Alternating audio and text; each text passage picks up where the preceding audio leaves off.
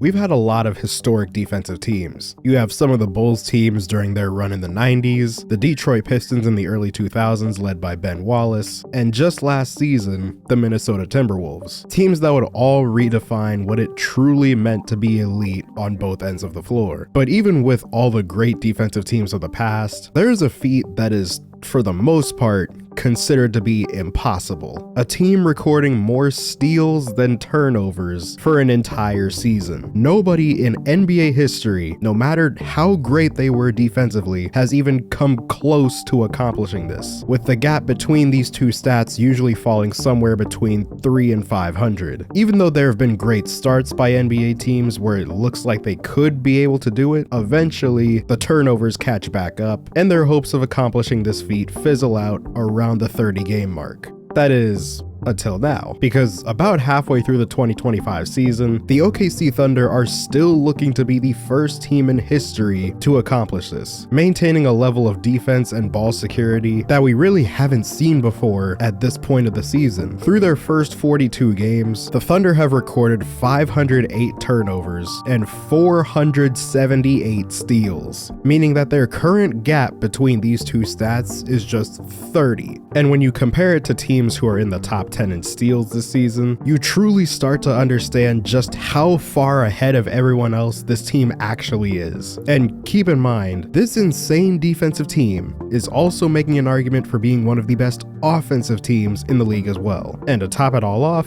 their starting center, one of the best defenders in the league, hasn't played since November 10th and will likely be coming back just in time for the playoffs. This is a problem, and it's a problem that other contenders around the league need to figure out fast.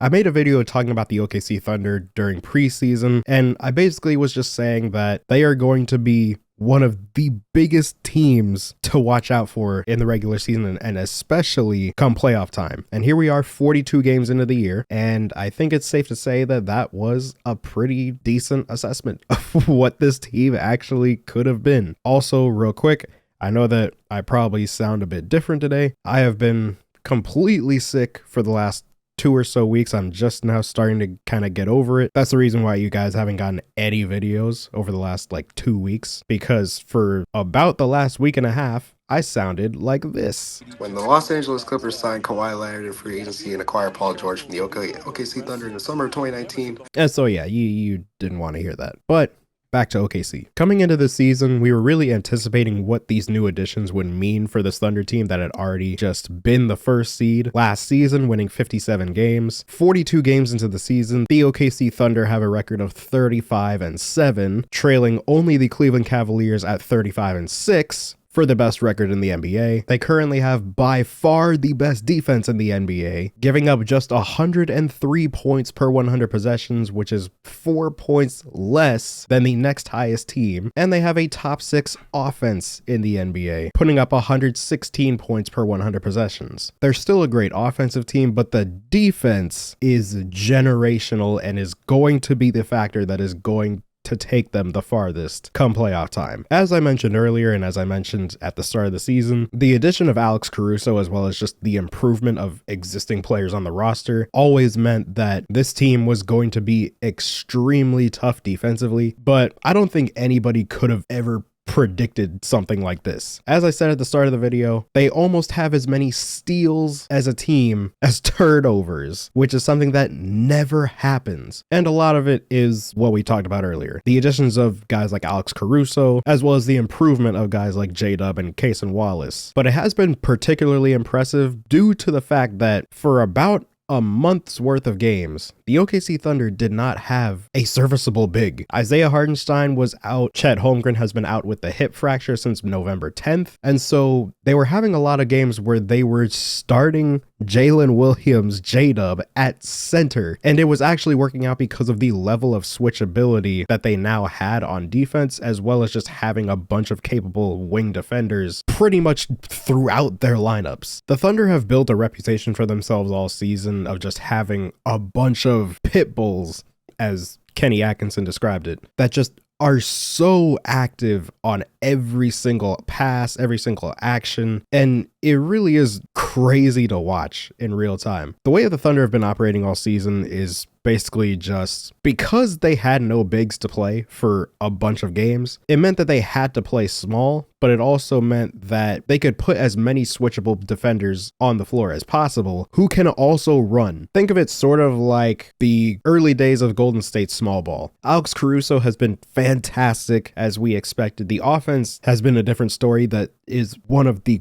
craziest developments to me, is the fact that he's literally just forgotten how to shoot. Defensively, he is still an integral piece to this OKC team. He's averaging nearly 2 steals a game still, which is exactly what you would expect from him. The 3-point shot is just not there, but you don't really need it to be there when you have guys like Isaiah Joe, who's shooting 41% from 3 in their last 15 games, Aaron Wiggins, who's shooting 37% from 3 in the same amount of time, Cason Wallace, who's shooting 42% also in the last 15 games, and Brandon Carlson. Who is it? I swear they just spawned this dude on the bench. I have no idea where he came from. I haven't seen him at all until like 2 weeks ago, and he's shooting 40% from 3 too. I don't know what's going on here. But the biggest factor, as always, Shai Gilgeous-Alexander, who this season looks even more unstoppable than he did last season. I don't even know how that is possible. Shai Gilgeous-Alexander is currently shooting 60% on 2-pointers. He's a guard, and he's shooting 60% on 2-pointers, with a vast majority of those coming from the mid-range or at the rim.